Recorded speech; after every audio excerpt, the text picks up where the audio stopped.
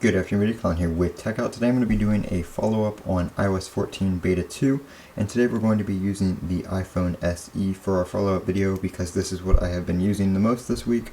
I have also used my 11 Pro Max, and the beta performance on both of them is about the same. There is no issues on one that don't exist on the other, and there's really not too many issues at all.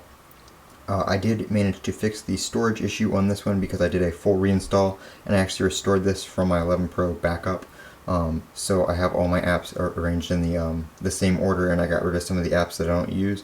So I was able to free up some space here for the widgets and everything like that, and it doesn't feel as cramped. So that is really nice. Like I said, doing a reinstall did fix the storage issue. It still does exist on my Pro Max. Because of I didn't do a reinstall. It's been, installed from beta 1. So storage on that one is still kind of full. But if we go over here and we take a look at our iPhone storage, you can see we're at 10 gigabytes, so it is still quite high. I don't really know what it's supposed to be. When I first did the reinstall, it was about 5. So we're going back up, but not as bad as it was. It was like 23 gigs before.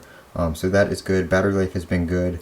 Only dislike I have is over here in the widgets, or not the widgets, in the control center. The HomeKit stuff does not show all your favorites anymore. It only shows like one big suggested one, and then you can go into your favorites right here.